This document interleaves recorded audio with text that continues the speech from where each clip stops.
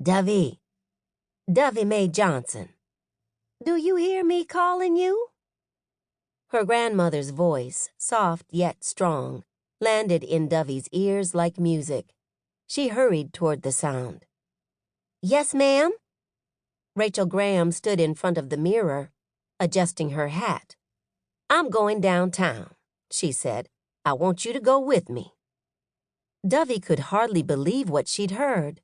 She had often dreamed of accompanying her grandmother on errands, and now it was finally happening. Dovey was only 6, but she felt like a big girl at last. She was so excited that she nearly forgot to hold her grandmother's hand as they made their way up the block. Soon, the streetcar arrived, clanging and squeaking. The minute the trolley doors swung open, Dovey clambered up the steps and plopped into the first empty seat she spotted, right behind the driver. She sat straight up in her seat and grinned at Grandma. But the driver was not smiling. He whirled around in his seat and his face turned red. "Get that pickaninny out of here," he yelled.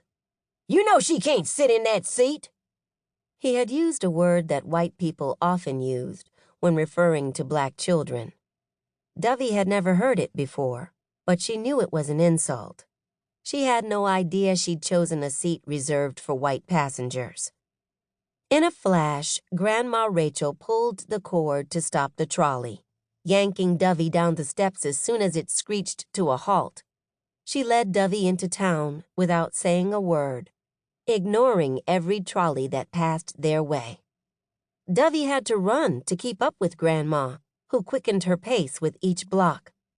Trolley after trolley passed, but Grandma never stopped. To Dovey, the journey was the longest mile she'd ever walked. More troubling than the driver's stinging remark was Grandma Rachel's silence.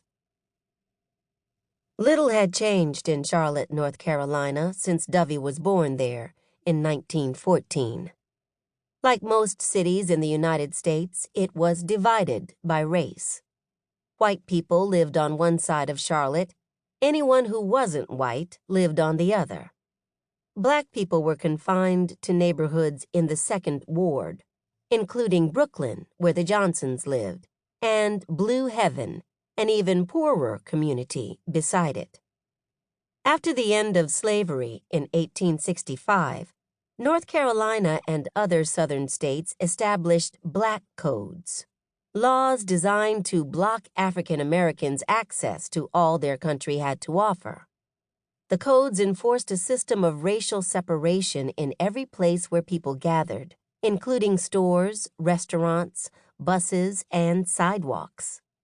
Whites confined blacks to underfunded schools, denied them the right to vote, prevented them from testifying in court, discouraged them from owning land, and forced them to endure life as second-class citizens. Violence and cruelty were used to make sure black people followed the rules. An organization called the Ku Klux Klan, founded after the Civil War to terrorize former slaves, rose up with renewed fierceness during the years of Dovey's childhood. In southern cities such as Charlotte, mobs of Klansmen dressed in white hoods frequently gathered to terrorize black people with public executions called lynchings. By the time Dovey was born, Southern whites had lynched thousands of African Americans. Any black people who challenged racial segregation risked not only their lives, but also the lives of their families and neighbors. The formal name for the system was segregation, but in those days, most folks called it Jim Crow. At the age of 6, Dovey had looked Jim Crow full in the face for the first time, and it had hurt. For the rest of her life, she would remember the sting of the trolley car driver's insult and the hatred in his voice. But there was something far greater than the shame of that moment that she took with her. Something fierce and proud in the words that Grandma Rachel spoke to her and the family that evening.